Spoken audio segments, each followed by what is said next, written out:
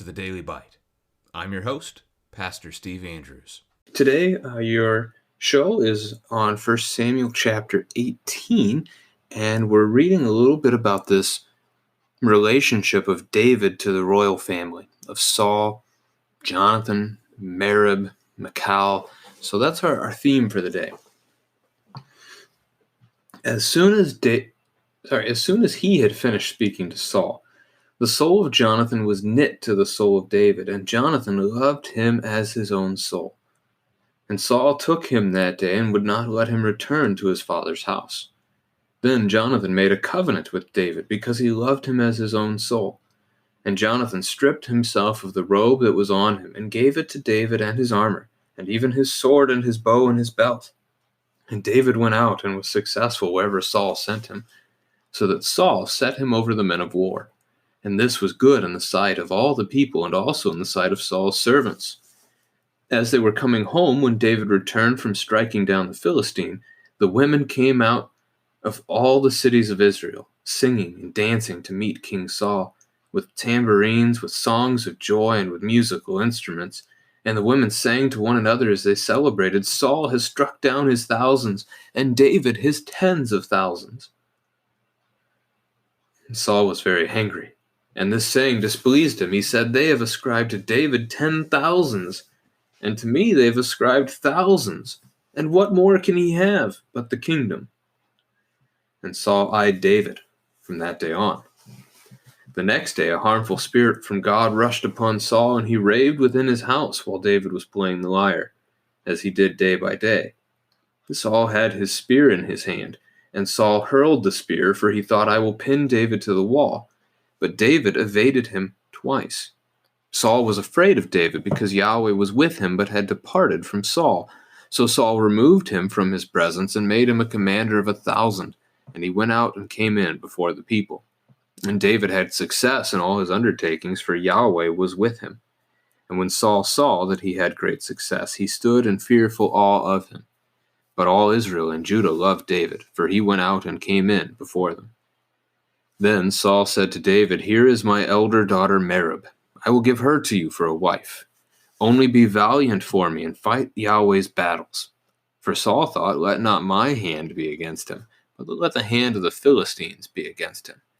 And David said to Saul, "Who am I, and who are my relatives, my father's clan in Israel, that I should be son-in-law to the king?"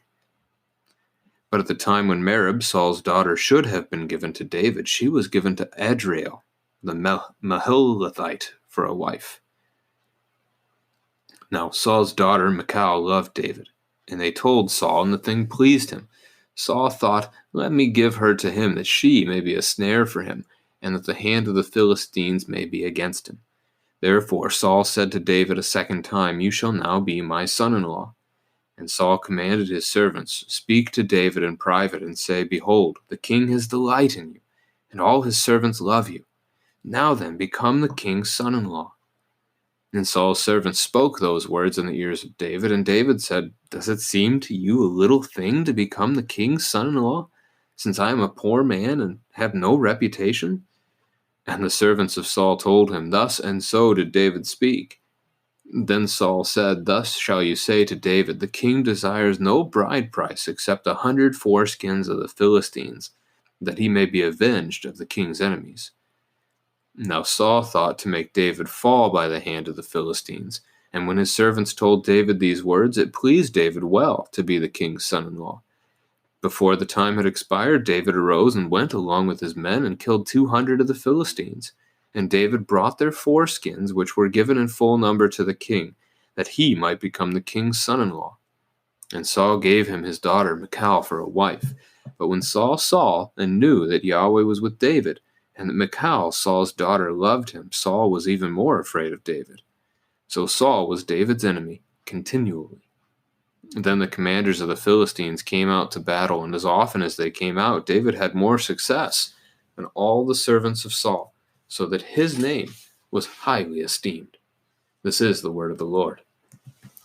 A lot of troubling things to this text here, but one of the things of note right off the bat is the timeline. These things happen very quickly. So we had Goliath die in chapter 17. David slays Goliath, the Philistine, winning the battle for Israel, for God, and for God's people. Trusting in the Lord is what that one was about. Chapter 18 begins by saying, as soon as he had finished speaking to Saul. So here they are in the aftermath of that fight. The chapter begins, and we have this family relationship. And as we move on into verse 6, into the next section, as they were coming home when David returned from striking down the Philistine. So Goliath. This is all this is happening so quickly. So keep that in mind. We return to the first part, though. David and Jonathan end up with this tremendously deep brotherly friendship, an incredible bond. And that's a wonderful gift to be able to have that kind of a friend in this world, to have brothers and sisters in Christ for us in the church today that we can be that close to is a true benefit as we can serve the Lord together in many ways. Now, there's a change here in verse 2. As Saul no longer allows David to leave his presence. David was just brought in before to play the lyre when it was needed, whenever Saul was agitated by the evil spirit that God had sent upon him. Now, no longer. Saul has refused to allow David to return to his home at this point, essentially, saying that David is going to live in the king's house, no longer in Jesse's house. In verse 3, you have a covenant made between Jonathan and David. No more detail given. Covenants are big deals, but this one downplayed. So there's a covenant there, but what it's about, we don't know. In verse 4, Jonathan gives gifts to his friend David, and that includes his own sword. If you look back at chapter 13, verse 22, that's a major deal. The idea that only Saul and Jonathan at this point had a sword, and now Jonathan gives his sword away to David. It's important to note. So now Saul and David, the two of the Lord's anointed, are the only ones in the nation of Israel that have a sword to fight in battle. Verse 5, we read that David is successful in wherever Saul sent him. The question for our children, why? Why was David successful in anything he was given to do? And this is actually answered later in the text. It's answered in verse 14. David had success in all his undertakings, for Yahweh was with him. We saw this in Genesis with Joseph. As Joseph was betrayed by his brothers and sold into slavery, everything went well for Joseph, and in the instance at Potiphar's house, he was well respected. Everything he touched worked well. And then he's thrown into prison, and the same thing happens. He eventually even gets put in charge of the prison. The faithfulness of Joseph seen there. And now we're getting a similar account here with David. So a good connection for us to make with the Old Testament text. So as they're returning home now, we get down to verse 7. There's a celebration. The women come out singing. And that song is going to drive Saul. Now, he's already nuts, but it's going to drive him further. So jealousy strikes, and he has his eye on David from that time on. The reference to his wicked and intentions, his hope to kill or harm David, is seen here. The question, what more can he have but the kingdom? Well, actually, Saul, you don't know it, but the kingdom has been given to him. This is the one the Lord has chosen to give his kingdom to, since you rejected him. Verse 10 and 11 is the first attempt that Saul makes to take David's life. We'll keep track of that. You'll see, though, that happens not just this time, but it's going to happen again. So Saul is fearful that David is going to take the kingdom from him, and he's trying to do what he can to get rid of David. So much for loving him. And as we had seen in the previous chapter 16 and 17, that Saul had loved this boy who was playing the lyre for him. Now, verse 12, it could be a good conversation to have as a family. Saul was afraid of David because Yahweh was with him but had departed from Saul. So we have these two different men. Saul is without Yahweh. David is with Yahweh. What does this mean? What does this look like? What implications come from this? That's a wonderful conversation to have, because it starts to then apply to us. What does it look like to be a Christian today and to have the Lord with us? What would it be like if the Lord wasn't with us in our lives? Great conversation that can bring up a lot of wonderful things to talk about. Verse 16, all of Israel and Judah loved David. So we've already got a divide here. Israel and Judah are one nation, but we've already seen them now mentioned separately from one another, a foreshadowing of what's to come with David's grandson, Rehoboam. We get to verse 17. We have the promised marriage of David to one of Saul's daughters.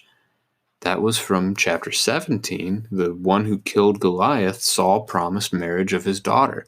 So here, Saul is attempting to fulfill that promise, but he's doing it again with that wicked intent.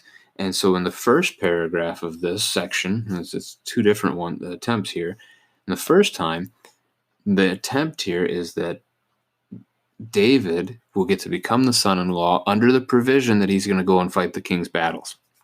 Now again, remember, Israel wanted a king, so the king would go and fight the battles. So backwards thinking here already.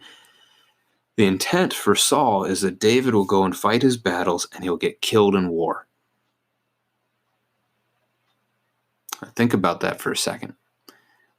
Think about what that means about how much Saul cares about his daughter, that he would allow her to be married and then intentionally kill off her husband. But also think about it in the context of what David learns. David's going to do this himself. As David grows up a little bit, becomes king later on, has an affair, and then kills the woman's husband to cover it up. But he doesn't lift his sword against him. He sends him out into battle with an intentional plot to get Uriah the Hittite killed so that he can take the wife as his own. So David learns from this. Keep that in mind. It's one of the grandest tragedies in the life of David.